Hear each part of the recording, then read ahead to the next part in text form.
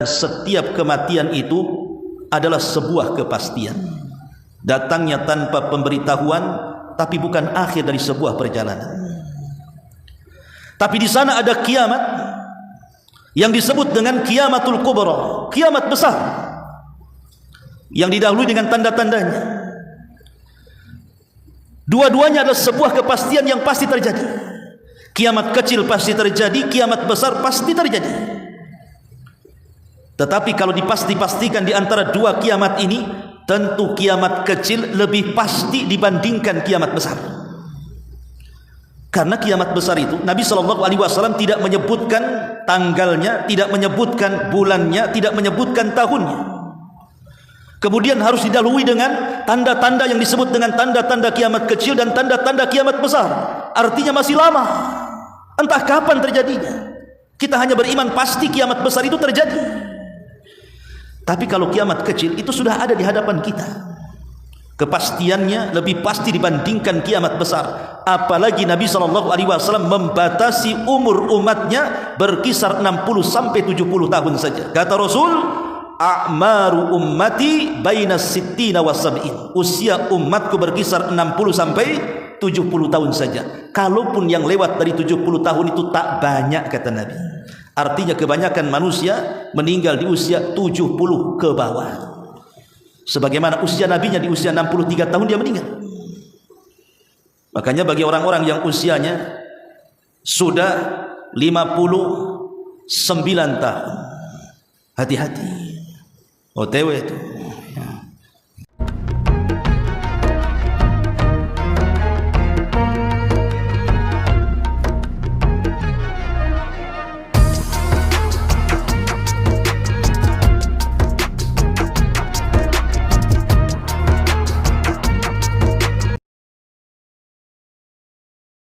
bayyina lakum wa nuqirru fil arhami ma nasha ila ajalin musamma thumma nukhrijukum tifla thumma litablughu ashuddakum wa minkum man yutawaffa wa minkum man yuraddu ila ardalil umuri likaila ya'lama min ba'di ilmi syai'an wa taral arda hamidatan فَإِذَا أَنْزَلْنَا عَلَيْهَا الْمَاءَ اهْتَزَّتْ وَرَبَتْ وَأَنْبَتَتْ مِنْ كُلِّ زَوْجٍ بَهِيجٍ. Allah Subhanahu wa taala berfirman, wahai manusia, jika kamu meragukan hari kebangkitan, sesungguhnya kami telah menciptakan orang tua kalian, maksudnya Adam, dari tanah. Kemudian kalian sebagai keturunannya yang kami ciptakan dari setetes mani, lalu segumpal darah, lalu segumpal daging, baik kejadiannya sempurna maupun tidak sempurna, agar kami jelaskan kepada kalian tanda kekuasaan kami dalam penciptaan. Kami tetapkan kalian dalam rahim apa yang kami kehendaki sampai waktu yang sudah ditentukan. Kemudian kami mengeluarkan kalian sebagai bayi, lalu memelihara kalian hingga mencapai usia dewasa. Di antara kalian ada yang diwafatkan dan ada pula yang dikembalikan kepada umur yang sangat tua sehingga tidak mengetahui lagi sesuatu yang pernah diketahuinya alias pikun. Kamu lihat bumi ini kering. Jika kami turunkan hujan di atasnya, ia pun hidup dan menjadi subur serta menumbuhkan berbagai jenis tumbuh-tumbuhan yang indah. Ma'asyiral muslimin yang dimuliakan Allah Subhanahu wa taala, ayat ini menjelaskan kepada kita tentang dari mana kita datang. Kita tahu bahwa makhluk yang pertama kali Allah ciptakan adalah Adam alaihi salatu wassalam. Itulah yang disebut dengan Abul Bashar, bapak dari seluruh manusia. Lah dari Adam inilah kemudian Allah Subhanahu wa taala ciptakan pasangannya Hawa. Dari pasangan Adam dan Hawa ini lahirlah keturunannya sampai kepada kita. Tentu dengan proses yang sangat panjang. Dan proses penciptaan itu adalah keajaiban dari keajaiban-keajaiban kuasa Allah Subhanahu wa taala. Dari setetes mani kemudian menjadi segumpal darah, dari segumpal darah kemudian menjadi segumpal daging dan berbentuk manusia. Kemudian ditiupkan ruh di situ. Kemudian baru dilahirkan ke permukaan bumi menjadi bayi yang tidak berdaya. Baru kemudian berproses menjadi remaja, dewasa sampai kepada tua. Kemudian disitulah mengalami kematiannya. Dan itu dijelaskan dalam surah Rum ayat 54. Allah Subhanahu wa taala mengatakan, Allahul ladzi khalaqakum min dha'fin thumma ja'ala min ba'di dha'fin quwwatan thumma ja'ala min ba'di quwwatin dha'fan wa shaybah yakhluqu ma yasha' wa huwal alimul qadir. Allah yang telah menciptakan kalian dari kondisi lemah, kemudian dia menjadikan kalian sesudah kelemahan itu menjadi kuat, kemudian dia menjadikan sesudah kekuatan itu melemah kembali, kemudian menjadi berubah. Dia menciptakan apa yang dikehendakinya, dan dia yang maha mengetahui lagi maha berkuasa. Ma'asyiral muslimin yang dimuliakan Allah Subhanahu wa taala, manusia diciptakan oleh Allah Subhanahu wa taala sebagai makhluk yang paling indah dari seluruh ciptaan Allah Subhanahu wa taala. Dan itu disyaratkan di dalam firman-Nya, laqad khalaqnal insana fi ahsani taqwim. Dan sungguh kami menciptakan manusia itu dalam bentuk yang sangat indah. Tidak ada ciptaan Allah yang Allah ciptakan di permukaan bumi keindahannya melebihi keindahan manusia. Tidak ada. Kita bisa bayangkan saja, Allah Subhanahu wa taala memberikan kepada kita dua kaki, dan dengan dua kaki itu kita bisa berjalan. Dan yang hebatnya saat berjalan bisa seimbang pula, tidak doyong ke kanan, ke kiri, ke belakang ataupun ke depan. Dan tidak ada ciptaan Allah yang seperti manusia mampu tegap berdiri dalam dua kakinya. Lihat binatang, sebaik apapun ciptaan Allah kepada binatang, tidak ada satupun binatang yang berjalan dengan tegap dengan kedua kakinya seperti manusia. Sebutkan binatang apa? Tidak ada. Ular dia berjalan dengan perutnya. Kambing berjalan dengan kedua empat kakinya pun tidak tegak. Okelah yang mirip manusia apa? Monyet kan begitu. Tidak juga dia tegap dalam berjalan kan. Dia pasti membungkuk. Dari sini kita tahu bahwa inilah keajaiban ciptaan Allah kepada manusia, di mana Allah berikan kedua kaki dan tegap dalam berjalan dan seimbang. Kuasa siapa ini kalau bukan kuasa Allah Subhanahu wa taala?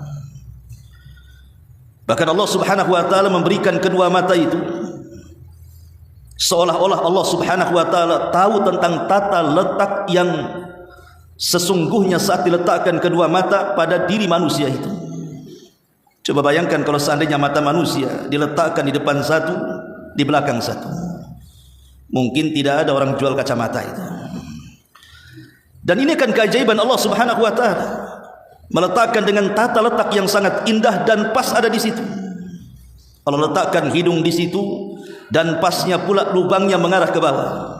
Coba kalau seandainya lubangnya mengarah ke atas, apa tidak sibuk di musim hujan dia mengamankan kedua hidungnya itu, kedua lubang hidungnya itu.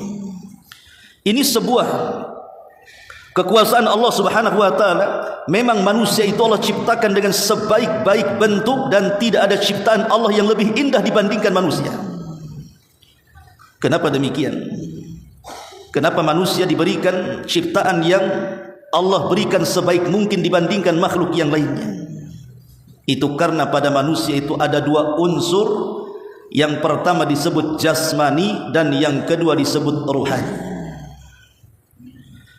Dari segi jasmani, kita tahu bahwa manusia diberikan oleh Allah Subhanahu wa taala keindahan bentuk dari segi biologis,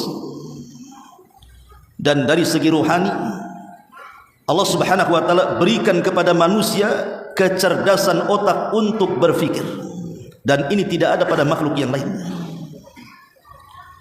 Tapi tentu masalahnya jasad dan ruh itu dua hal yang berbeda. Kalau jasad itu memang dicipta dari sebuah materi ataupun benda, sehingga kondisinya tidak akan fana, tidak akan selama-lamanya, pasti ada waktu fananya. Berbeda dengan ruh. Ruh adalah salah satu ciptaan Allah Subhanahu wa taala yang Allah kekalkan atas kehendaknya. Makanya saat Allah Subhanahu wa taala ciptakan ataupun Allah hancurkan alam semesta ini, ada 7 makhluk yang tidak dihancurkan saat kiamat. Salah satunya adalah ruh. Ruh tidak dihancurkan saat kiamat. Dan itu disyaratkan dalam perkataan Al-Imam Al-Barbahari di dalam kitabnya Syarh Sunnah, bahwa di antara makhluk yang dikekalkan dan tidak dihancurkan serta dibinasakan saat kiamat, salah satunya adalah ruh. Lalu kemana ruh itu saat kiamat dibangkitkan? Kalau ruhnya orang-orang yang beriman, maka diletakkan di sebuah tempat namanya Illiyin. Tapi kalau ruhnya orang-orang kafir, saat kiamat itu diletakkan di sebuah tempat namanya Sijjin. Tetapi jasad berbeda dengan ruh, karena jasad itu tercipta dan terbentuk dari sebuah materi ataupun benda. Ma'asyiral muslimin yang dimuliakan Allah Subhanahu wa taala, dan itu kita bisa saksikan dalam kehidupan kita kan. Kalau seandainya ada orang yang meninggal, dicabut ruh dalam jasadnya, jangan 1 bulan 2 bulan jasad itu tidak dikuburkan, 10 hari saja biarkan jasad itu berada dalam rumah. Apa yang terjadi? Maka lama-lama akan terjadi kerusakan, bau busuk yang menyengat dan begitu seterusnya. Ya, karena jasad itu tidak kekal. Yang kekal itu adalah ruh, tentu berdasarkan kehendak Allah atas kekekalannya. Ma'asyiral muslimin yang dimuliakan Allah Subhanahu wa taala, lah di dalam surah yang tadi kita baca, surah Ar-Rum ayat 45 ini, bahwa Allah Subhanahu wa taala menciptakan manusia itu berawal dari kelemahan. Kita lihat bayi yang dilahirkan, pertama bayi dilahirkan itu mata pun tidak bisa memandang, telinga pun belum bisa mendengar, bahkan tangan dan kaki pun belum bisa digerakkan. Tapi dengan berjalannya waktu dari hari ke hari, dari minggu ke minggu, dari bulan ke bulan, mulailah kemudian mata dia bisa memandang, telinga dia mulai mendengar, lisan dia mulai berucap, tangan dan kaki dia mulai bertenaga dan mulai bergerak, sampai kemudian cara berfikirnya pun jalan. Disitulah Allah Subhanahu wa taala berikan pengetahuan, sehingga ketika menginjak remaja kemudian dewasa, maka manusia pun semakin kuat, bahkan di atas kekuatannya, baik fisik atau pikirannya. Tetapi Allah Subhanahu wa taala mentakdirkan manusia akan kembali dalam kelemahannya. Makanya Allah Subhanahu wa taala mengatakan di sini, "Tsumma ja'ala min ba'di quwwatin dha'fan wa syaibah." Kemudian Allah Subhanahu wa taala jadikan setelah kekuatan yang ia miliki menjadi lemah kembali. Bahkan akan terjadi perubahan. Kita bisa lihat orang-orang yang boleh jadi di masa dia remaja atau dewasa, boleh jadi mungkin dia orang yang paling tampan ataupun orang yang paling cantik, tapi ketika usianya kemudian menginjak tua, 70, 80 tahun, 90 tahun, kita lihat perubahannya. Tidak ada ceritanya orang tua ganteng itu, atau tidak ada ceritanya nenek-nenek itu cantik, karena sudah berubah kondisinya. Begitulah Allah takdirkan kepada jasad kita, pasti berubah. Makanya kenapa Nabi SAW ketika menceritakan tentang anjuran kita mencari pasangan, Nabi menyebutkan tungkahul mar'atu li arba, wanita itu dinikahi karena 4 perkara. Karena hartanya, karena kecantikannya, karena nasabnya, dan karena agamanya. Tapi Rasul mengatakan fadfar biddatid din taribat yadak, ambil yang baik agamanya, selamatlah dirimu. Kenapa kemudian agama yang dipilih oleh Nabi SAW? Karena agama ini adalah sesuatu yang kekal. Tetapi nasab, harta dan kecantikan ini sesuatu yang fana, ada batas waktunya.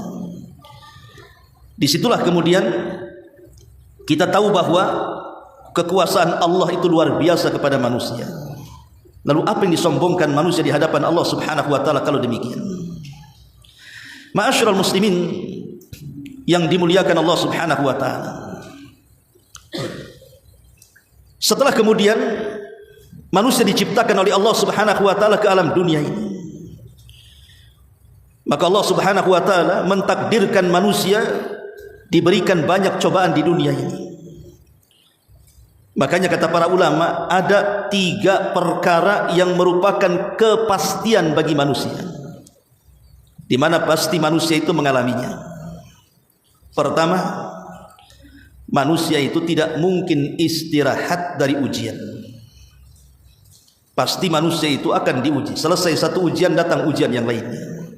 Selesai ujian yang lainnya, datang pula yang lainnya lagi. Manusia tidak akan dibuat istirahat oleh Allah Subhanahu wa taala. Yang kedua, manusia tidak mungkin lepas dari ucapan manusia yang lainnya. Manusia tidak mungkin lepas dari ucapan manusia yang lainnya. Sebaik apapun kita, pasti ada orang yang menjelek-jelekan kita, apalagi kita jelek. Karena redha manusia itu sesuatu yang mustahil dikejar. Kata para ulama, redha nas ghayatun la tuhsa. Kereduan manusia itu sesuatu yang mustahil diraih. Kalau seandainya kita menghendaki dengan perbuatan kita manusia suka dengan kita semuanya, mustahil. Pasti ada yang suka, ada yang tidak. Maka yang kedua, manusia tidak mungkin lepas dari ucapan manusia yang lain. Ada orang yang mengatakan, Ustaz, saya tidak akan keluar rumah. Ngapain ngurung di dalam rumah? Supaya tidak dibicarakan tetangga. Kata siapa? Kata siapa orang yang ngurung di rumah itu tidak dibicarakan tetangga? Ada yang bicara nanti. Kenapa si Anu tidak keluar rumah itu? Jangan-jangan gila. Bisa saja kan? Ya.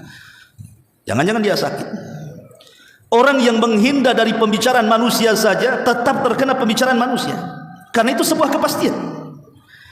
Manusia itu pasti diuji, manusia itu pasti dibicarakan, dan yang terakhir, manusia itu pasti mengalami kematian. Kullu nafsin dha'iqatul maut, setiap jiwa pasti mengalami kematian. Lah ujian-ujian itu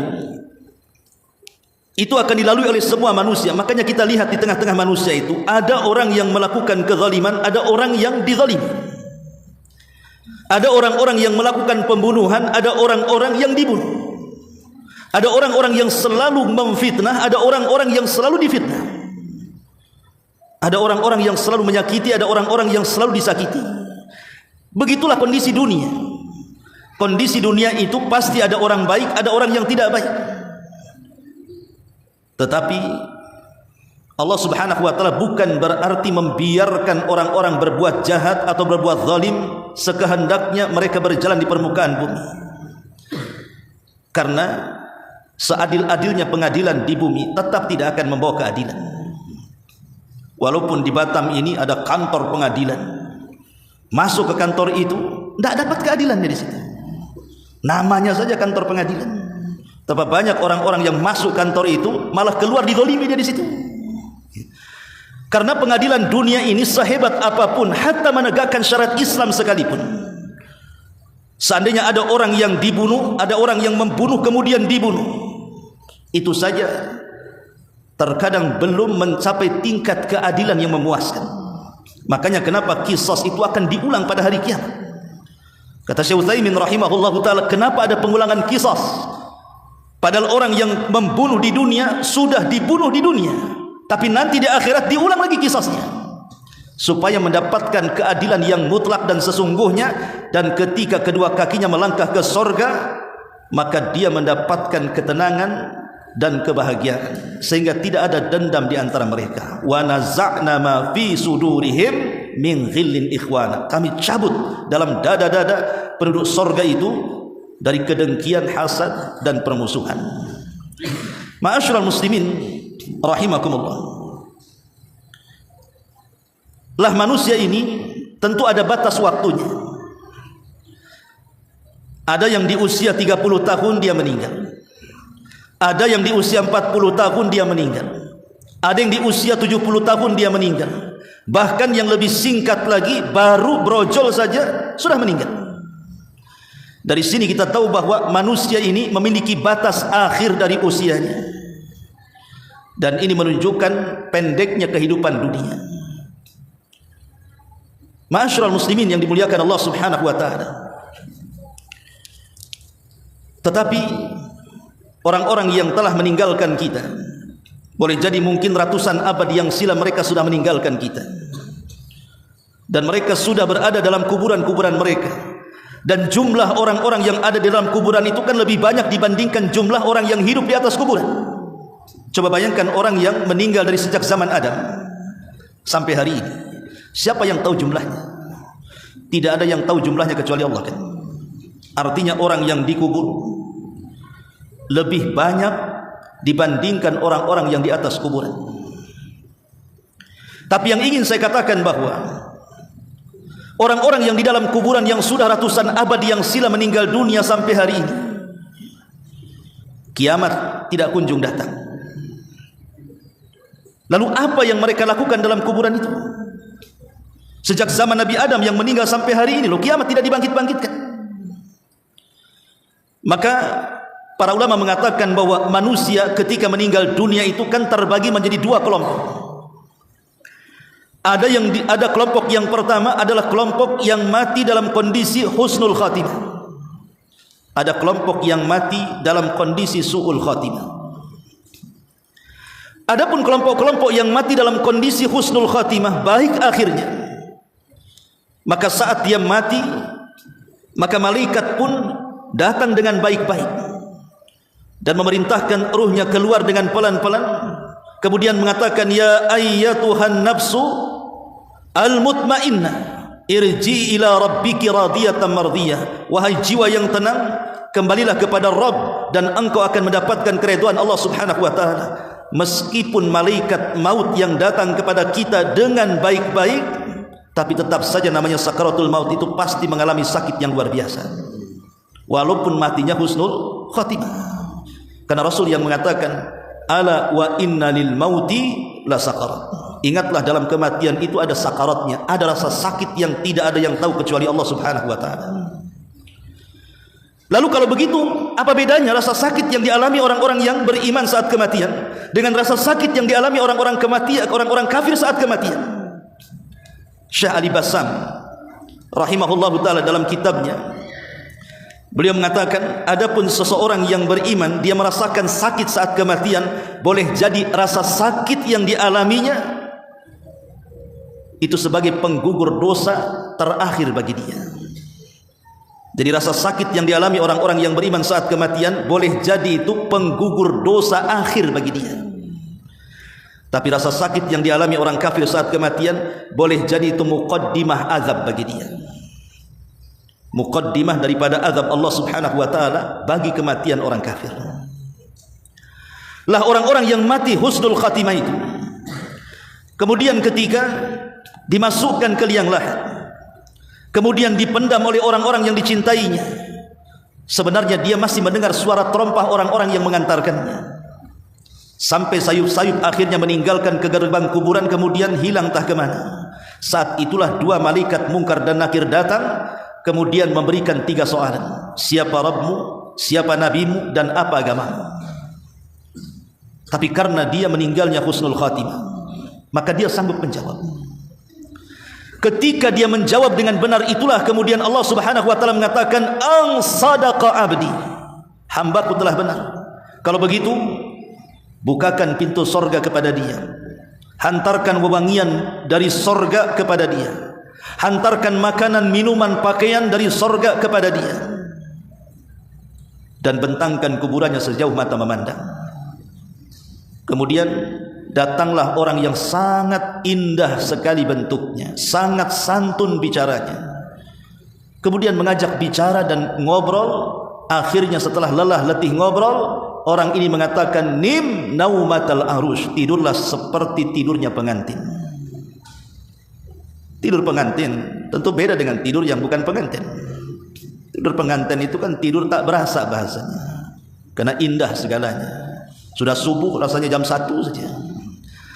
Artinya tidurnya pengantin itu tidak terasa karena kenikmatan yang selama ini dia akan peroleh dalam kuburannya. Makanya walaupun matinya sejak zaman Adam sampai hari ini, kiamat tidak dibangkit-bangkitkan, maka mereka tidak berasa berada di kuburannya, karena mereka ditidurkan seperti tidur pengantin.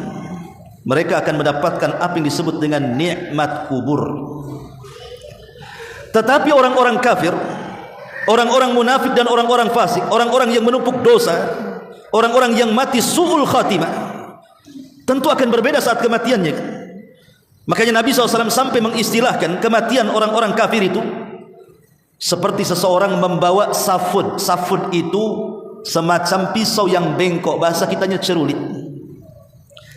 Kemudian cerulit ini dipendamkan di sebuah bulu-bulu kambing wol yang sangat tebal, dimasukkan ke dalam bulu itu. Kemudian bulu itu disiram dengan air, maka bulu-bulu itu akan lengket di cerulit tadi, kemudian dicabut dengan cara paksa. Apa yang terjadi? Tentu akan merontokkan setiap bulu-bulu kambing itu. Begitulah Nabi SAW mengibaratkan kematian orang kafir. Maka dia akan merasakan rasa sakit yang luar biasa, seolah-olah seluruh persendian otot remek dan juga hancur dibuatnya, dan dia menjerit kesakitan yang tidak ada yang tahu rasa sakitnya kecuali Allah Subhanahu wa taala. Lah saat kemudian orang ini dimasukkan ke dalam kuburan, dia masih mendengar orang-orang yang menghantarkannya. Suara terompah-terompah orang yang menghantarkannya masih mendengarkannya sampai kemudian hilang. Disitulah datang Munkar dan Nakir membentak dengan bentakan bak halilintar dan mengatakan, man rabbuk, siapa Rabb, wa man nabiyuk, siapa nabimu, wa madinuk, apa agamamu. Dia tidak bisa menjawab dan mengatakan, ha la adri, aku tidak tahu, aku tidak tahu. Ketika itu maka dia dipukul dengan gada yang kata Rasul, kalau gada ini diletakkan dan dipukulkan di gunung Uhud, maka cukup menghancurkan Uhud. Saking dahsyatnya pukulan itu. Maka dia pun akhirnya disiksa sampai kiamat dibangkitkan. Maka orang yang kafir sejak zaman Adam sampai hari ini, maka mereka tersiksa hidupnya sampai kiamat dibangkitkan. Kalau saya boleh analogikan seperti ini, ada dua anak remaja yang sedang pacaran, berdua-duaan di kegelapan, gak peduli dia mau sejam, 2 jam, 3 jam, 4 jam, 5 jam sampai subuh pun gak peduli. Kenapa? Karena bagi dia itu sesuatu yang sangat indah. Tapi coba kalau seandainya kita lihat orang yang sakit, terbaring di rumah sakit, tidak ada orang sakit kerasan di rumah sakit itu minta sama dokter, dok tambah 1 bulan lagi, nggak ada ceritanya. Orang sakit itu ya sehari bagikan sebulan, sebulan bagikan setahun. Sama dengan orang-orang yang dibalik jeruji penjara atau dibalik tembok derita, gimana rasanya? Lah seperti itulah analoginya. Orang-orang yang mendapatkan nikmat kubur dengan orang yang mendapatkan azab kubur itu. Ma'asyiral muslimin yang dimuliakan Allah Subhanahu wa taala.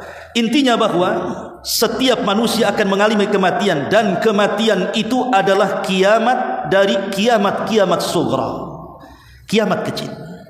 Kata Nabi sallallahu alaihi wasallam, "Idza mata ahadukum qamat qiyamatuhu."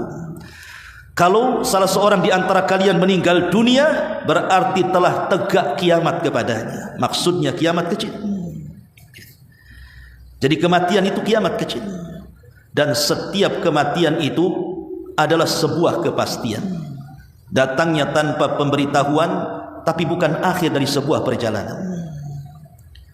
Tapi di sana ada kiamat yang disebut dengan kiamatul kubra, kiamat besar, yang didahului dengan tanda-tandanya. Dua-duanya adalah sebuah kepastian yang pasti terjadi. Kiamat kecil pasti terjadi, kiamat besar pasti terjadi. Tetapi kalau dipastikan di antara dua kiamat ini, tentu kiamat kecil lebih pasti dibandingkan kiamat besar.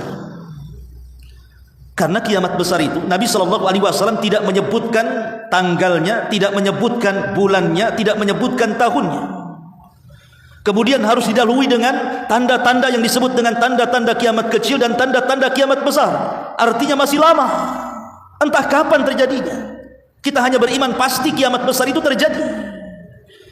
Tapi kalau kiamat kecil itu sudah ada di hadapan kita, kepastiannya lebih pasti dibandingkan kiamat besar.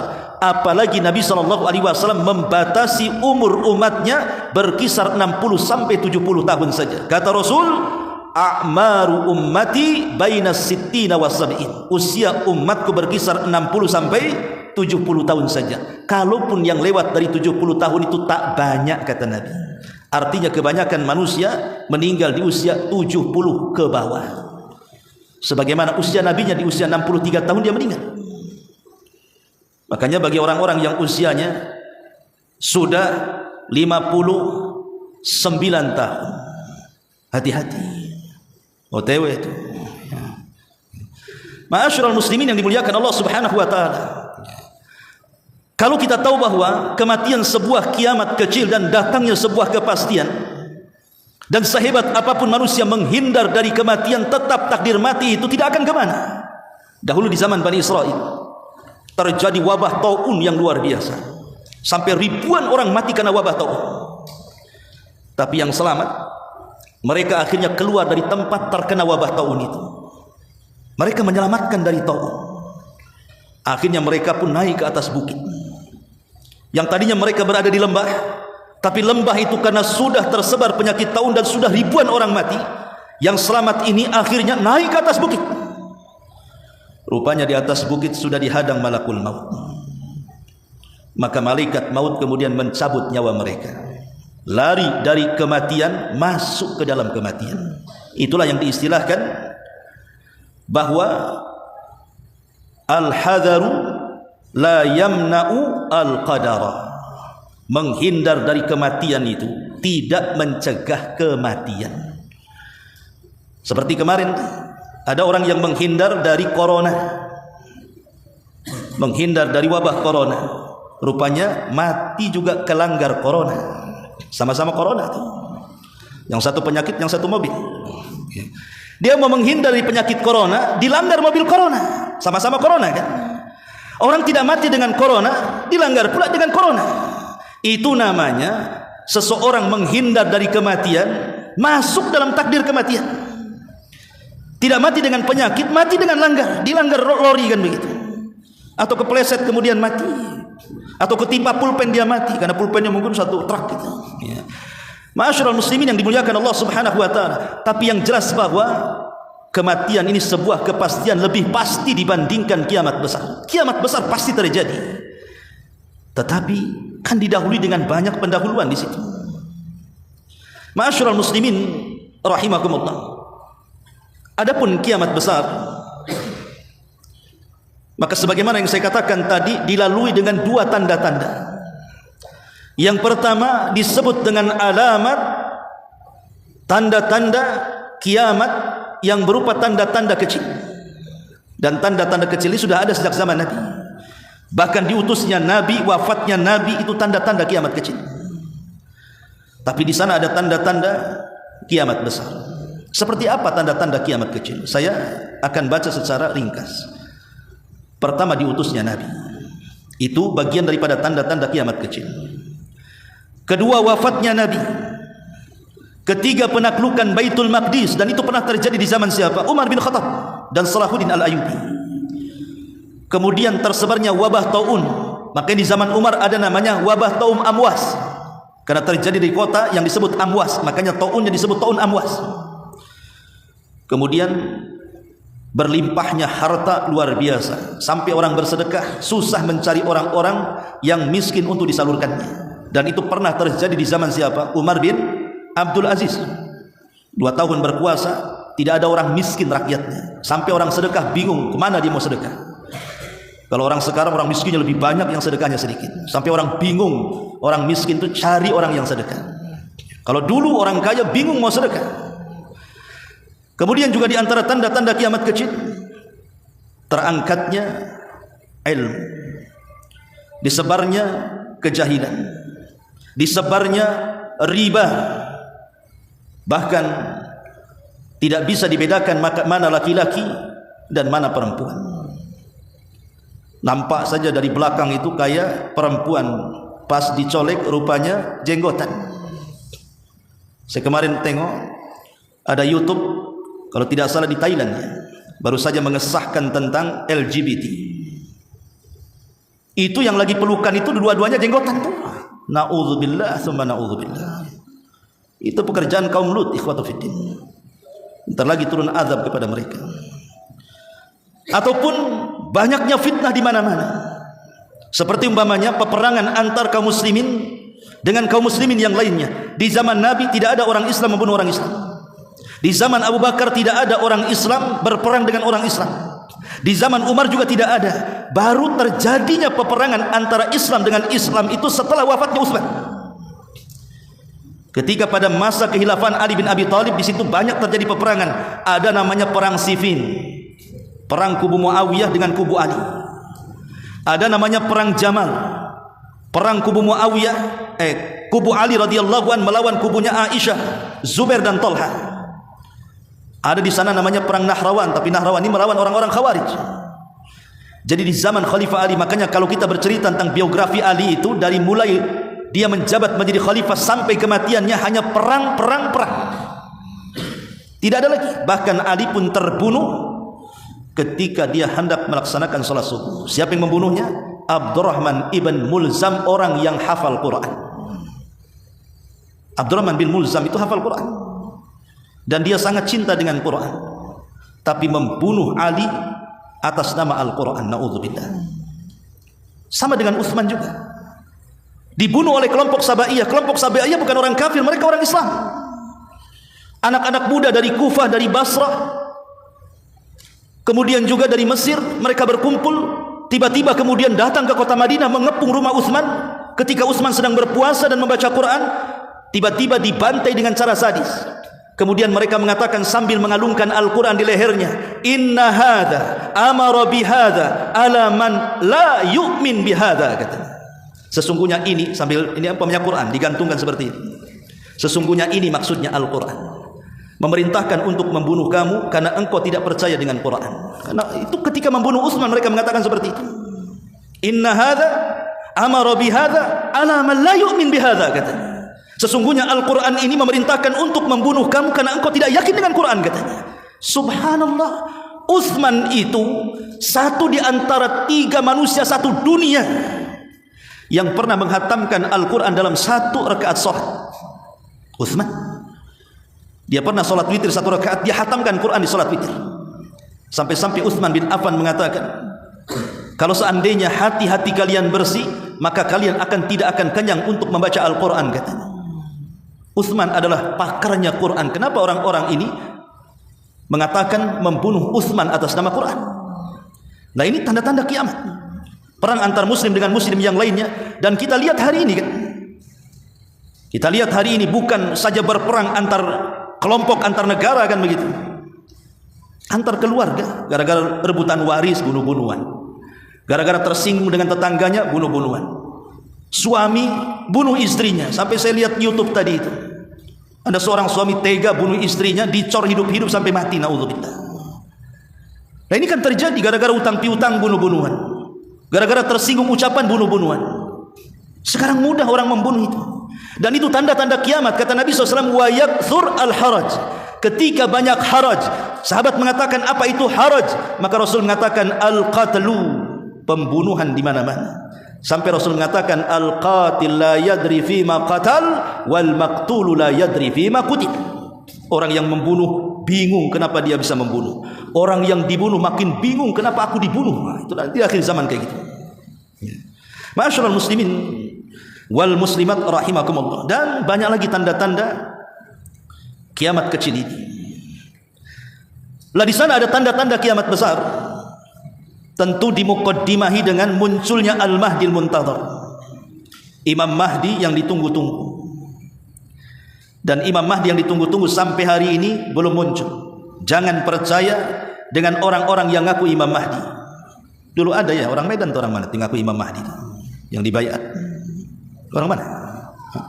Orang Medan atau orang mana? Orang Medan ya. Masya Allah. Padahal Imam Mahdi itu keturunan Nabi. Dibaiat di antara rukun di sekitar Ka'bah. Ini dibaiat di Medan pula. Imam Mahdi dari mana? Dari Hong Kong. Banyak orang ngaku Imam Mahdi. Bahkan seorang wanita juga ngaku Imam Mahdi. Imam Mahdi itu laki-laki. Kenapa di Indonesia wanita ngaku Imam Mahdi pula? Lia Eden. Lah, ini tanda-tanda kiamat besar itu dimukaddimahi dengan khurujul Mahdi, munculnya Imam Mahdi, dan akan dibaiat di antara rukun Hajar Aswad dan rukun Yaman.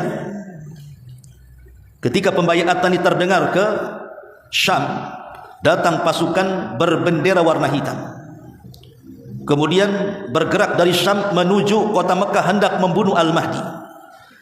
Tapi di antara Mekah dan Madinah ada satu tempat namanya Baida. Disitulah terjadi gempa. Akhirnya pasukan ini diperosokkan oleh Allah ke dalam perut bumi dan dikubur hidup-hidup. Jadi kalau ada orang ngaku Imam Mahdi, harus ada peristiwa orang-orang yang akan membunuh Imam Mahdi yang terperosok ke bumi di satu tempat namanya Baida. Kalau ini terjadi, betul dia Imam Mahdi. Kalau belum terjadi, ada orang yang ditenggelamkan di Baida oleh Allah Azza wa Jalla karena niat membunuh Imam Mahdi, maka ketahuilah itu Mahdi gadungan. Baru setelah Al-Mahdi Al-Muntadhar, disinilah munculnya Dajjal. Dan Dajjal itu makhluk yang Allah ciptakan sejak zaman Adam sampai sekarang, bahkan sampai kiamat dibangkitkan. Tidak ada fitnah yang lebih besar dibandingkan fitnah Dajjal. Saking besarnya fitnah ini, Nabi memerintahkan kita untuk berlindung pada setiap solat kita. Allahumma inni a'udzubika min adzabi jahannam wa min adzabil qabri wa min fitnatil mahya wal mamat wa min fitnatis syarril masihi dajjal. Setiap solat kita disuruh untuk berlindung dari 4 perkara ini. Dan hukumnya sunnah sebelum salam. Bahkan setiap Jumat kita diperintahkan untuk membaca surah Al-Kahfi minimalnya 10 ayat pertama atau 10 ayat terakhir. Boleh diambil di awalnya, boleh diambil di akhirnya, yang penting 10 ayat. Dan itu bisa membebaskan kita dari fitnah Dajjal. Tidak mungkin Nabi SAW sampai memerintahkan kita berlindung dari fitnah ini ketika solat dan ketika Jumat kalau tidak besar fitnahnya. Makanya Rasul mengatakan tidak ada satupun Nabi kecuali memperingatkan umatnya tentang fitnah Dajjal. Nuh mengatakan kepada umatnya, hati-hati kalian dengan Dajjal. Ibrahim mengatakan kepada umatnya, hati-hati kalian dengan Dajjal. Nabi Syuaib mengatakan kepada umatnya, hati-hati kalian dengan Dajjal. Seluruh para Nabi, kata Nabi SAW, ma min nabiyyin illa anzara ummatahu an fitnati Dajjal. Tidak ada satupun Nabi, kata Rasul, kecuali memperingatkan umatnya tentang bahaya fitnah Dajjal, termasuk Nabi. Terkadang Nabi itu kalau sedang duduk-duduk dengan sahabatnya cerita tentang Dajjal. Terkadang kalau Nabi berkhutbah Jumat cerita tentang Dajjal. Kalau Nabi sedang berjalan menuju peperangan cerita tentang Dajjal. Banyak sekali Rasul itu menceritakan tentang Dajjal di hadapan para sahabatnya. Sampai sahabat karena seringnya Rasul bercerita Dajjal itu sampai ketakutan. Sampai menyangka bahwa Dajjal itu ada di kebun-kebun kurma Madinah. Saking seringnya Rasul bicara tentang Dajjal itu. Kenapa Rasul terus bicara tentang Dajjal? Karena Dajjal itu akan muncul kalau sudah tidak dibicarakan lagi. Kalau satu dunia sudah tidak membicarakan Dajjal, disitulah Dajjal muncul. Baru kemudian setelah Dajjal muncul, maka di sana tanda alamat yang kedua, nuzulu Isa bin Maryam, turunnya Isa bin Maryam dari langit kedua kalinya. Bukan untuk menyebarkan syariatnya, tidak. Isa ini diperintahkan oleh Allah untuk membunuh Dajjal. Karena Dajjal tidak mungkin dibunuh kecuali oleh seorang Nabi. Kemudian yang kedua, menegakkan keadilan. Karena dia akan berhukum di tengah-tengah kaum muslimin bersama Al-Mahdi. Memerintahkan kaum muslimin beberapa tahun, ada mengatakan 40 tahun berhukum dengan syariat Islam. Kemudian tugas Isa itu membunuh babi, mematahkan salib, dan berhukum dengan hukum keadilan. Lah Isa inilah yang kemudian membunuh Dajjal dan pasukannya. Karena saat turun Isa ini, kaum muslimin sedang sholat subuh. Ketika qomat dikumandangkan, tiba-tiba langit gelap kemudian bercahaya. Rupanya cahaya itu adalah Isa yang turun, yang diapit dengan 2 malaikat. Kemudian turun di tengah-tengah kaum muslimin yang sembunyi di Bukit Tur karena mereka dikepung oleh pasukan Dajjal. Saat qomat dikumandangkan, maka Al-Mahdi mengenali Isa tentu dengan ciri-ciri yang pernah didengar dari Nabi SAW. Dari hadis-hadis Nabi SAW tentang sifat-sifat Isa. Makanya Al-Mahdi mengatakan, taqaddam ya ruh Allah, silahkan wahai ruh Allah, kau jadi imam. Tapi Al-Mahdi mengatakan tidak, setiap kaum itu ada imamnya, kau saja yang imam. Akhirnya kemudian Imam Mahdi pun mengimami sholat subuh dan Isa menjadi makmum di belakangnya. Makanya turunnya Isa ini sebagai bantahan kepada orang Yahudi yang mengatakan, qatalnal masih ibn Maryam, kami sudah membunuh Isa bin Maryam, dia belum mati, dia turun di akhir zaman. Juga bantahan kepada orang-orang Nasrani yang mengatakan innallaha tsalitsu tsalatsa, Allah itu satu di antara 3 Tuhan, salah satunya Isa itu satu di antara 3 Tuhan. Kalau Isa Tuhan, kenapa jadi makmum di belakang Al-Mahdi? Kenapa jadi makmum? Masa Tuhan jadi makmum di belakang Al-Mahdi? Ma'asyiral muslimin yang dimuliakan Allah Azza wa Jalla. Baru setelah itu selesai sholat, maka pasukan kaum muslimin dijejerkan, kemudian diusap satu persatu wajah pasukan itu, sambil Isa mengatakan tentang derajat mereka di sorga. Demi Allah, tidak ada manusia yang paling bahagia kecuali orang-orang yang diusap mukanya oleh Isa bin Maryam. Karena Isa bukan menceritakan tentang mereka masuk sorga, tapi Isa menceritakan tentang derajat mereka di sorga. Baru setelah itu Isa berikan 3 pilihan. Kalian tidak perlu menyerang Dajjal dan pasukannya. Aku akan berdoa kepada Allah, semoga Allah kirim bencana kepada mereka. Yang kedua, kalian tidak usah menyerang Dajjal dan pasukannya. Aku akan meminta kepada Allah untuk didatangkan pasukan yang bukan kalian. Atau yang ketiga, kalian siap menyerang Dajjal bersama diriku, dan kupastikan pasukan Dajjal tidak bisa mengangkat pedang mereka sehingga kalian tinggal tebas saja lehernya. Adapun Dajjal, aku yang akan menghadapinya.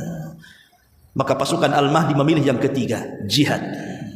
Akhirnya mereka turun gunung, kemudian membantai orang-orang Yahudi, dan Isa membunuh Dajjal.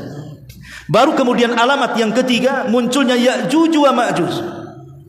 Belum tenang dengan kematian fitnah Dajjal, tiba-tiba benteng yang pernah dibangun oleh Dzulqarnain pecah menjadi 2. Akhirnya keluar dari balik benteng itu manusia yang banyaknya tidak bisa dihitung kecuali Allah yang tahu jumlahnya. Bandingannya kata Rasul, 1 dari kita 999 dari mereka. Makanya Allah mengatakan kepada Isa, jangan kau perangi mereka, karena mereka kaum yang tidak bisa diperangi dan tidak bisa dibunuh. Sebaiknya kau Isa dan pasukan yang tersisa sembunyi lagi di Bukit Tur. Ma'asyiral muslimin yang dimuliakan Allah Azza wa Jalla, tentu setelah itu kita akan masuk kepada kehidupan akhirat. Itulah sebagai pertanyaan, dari mana kita datang, di mana kita sekarang, dan kemana kita akan pulang. Ma'asyiral muslimin yang dimuliakan Allah Azza wa Jalla, ini diantara kajian singkat tentang renungan 3 soalan. Subhanakallah bihamdika, asyhadu an la ilaha illa anta, astaghfiruka wa atubu ilaik. Allahu ta'ala alam. Assalamualaikum warahmatullahi wabarakatuh.